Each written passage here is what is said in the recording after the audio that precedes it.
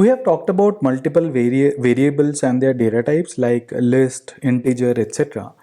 Now I want to talk a little bit about how the memory allocation of variable happens. What I mean by that is whenever we execute a program and whenever we create a variable and assign some value to that variable, it is created in the memory and the value is also stored in memory. So during the program execution, all the variable assignment is done in memory itself, meaning all the values are stored in memory.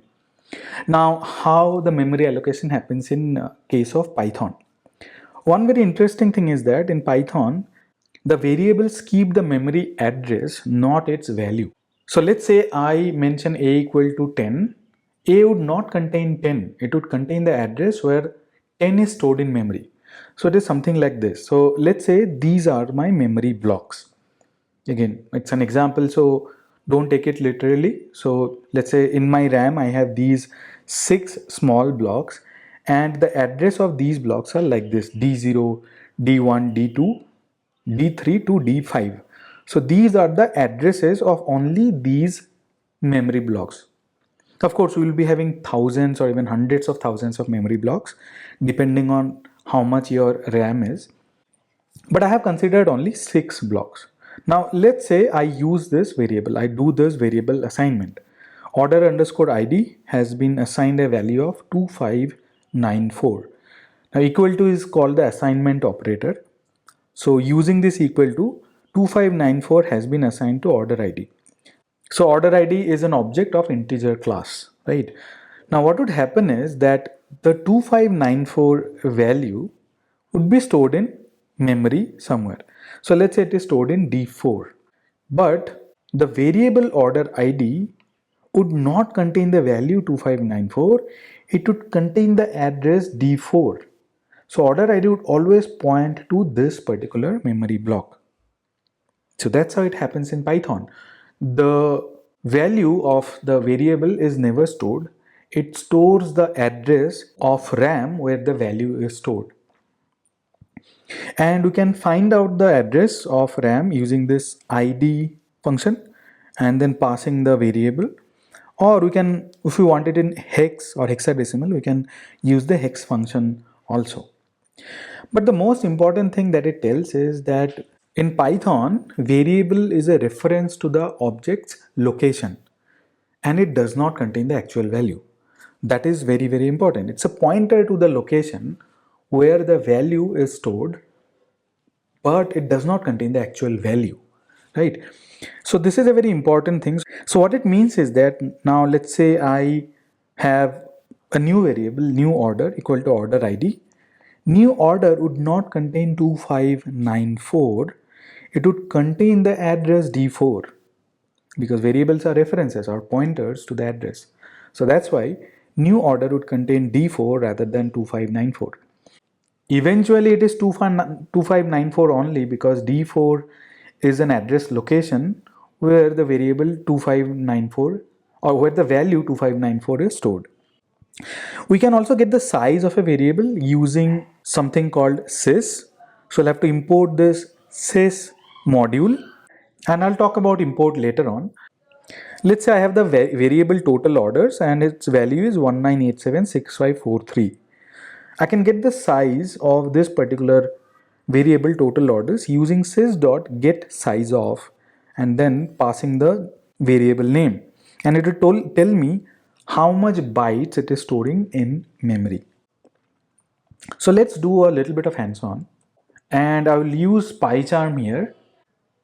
Let's say I initialize this variable order ID with the value 982203. And if I print, let's say, order ID, it should show me 982203. But let's say I want to print the memory location of 982203.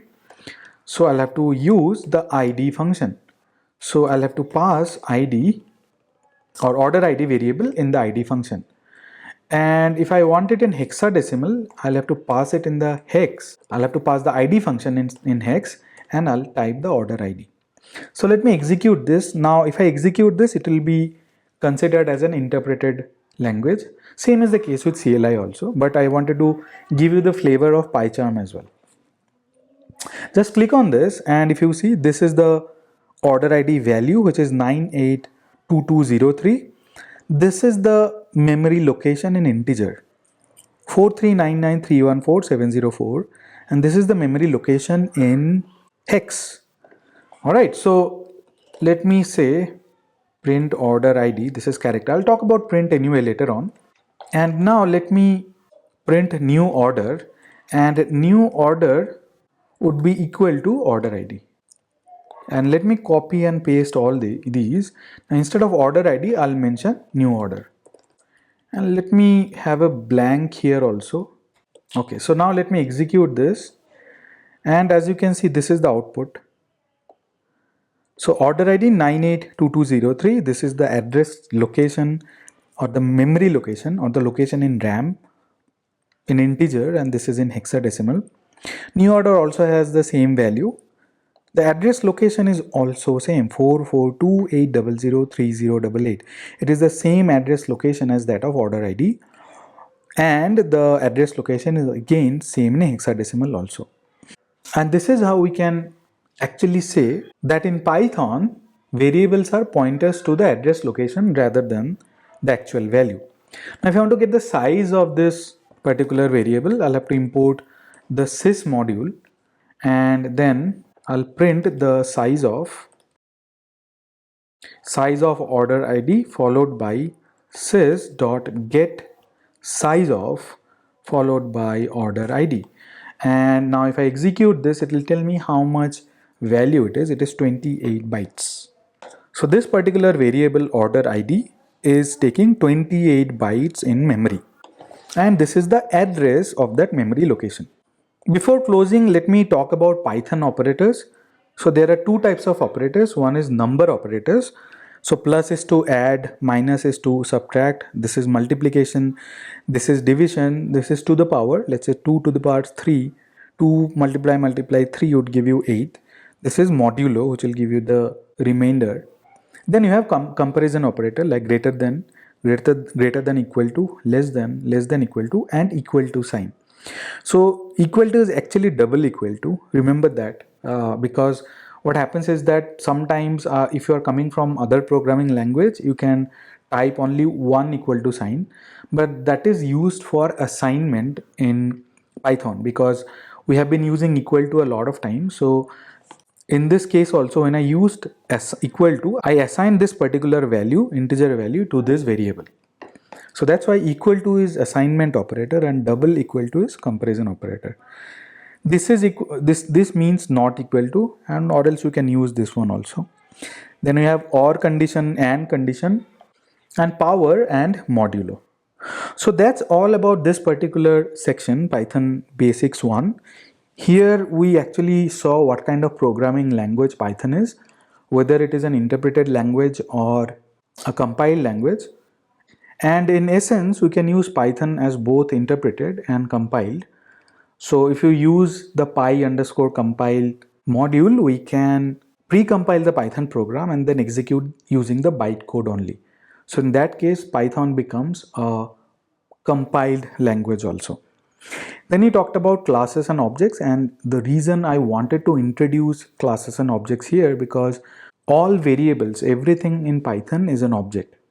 That's why I talked about class, which is a template based on which objects are created. So class is the blueprint or the template that we mention in program, and object is one of the instances of that class using certain value, and we can create multiple objects from the same class. And all data types or all variables in Python can be some object or the other. So what are the various objects? Those are data types. So string is basically an object of class str. Same is number. We have integer and float. We have set, list, etc. All these are objects of class int, set, float, etc. So that's why we talked about data types like string data type, number data type, set, list, tuple, and dictionary.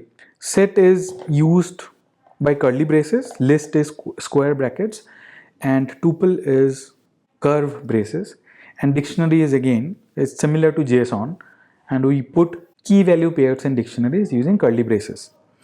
We can also convert one data type to another, that is called type conversion.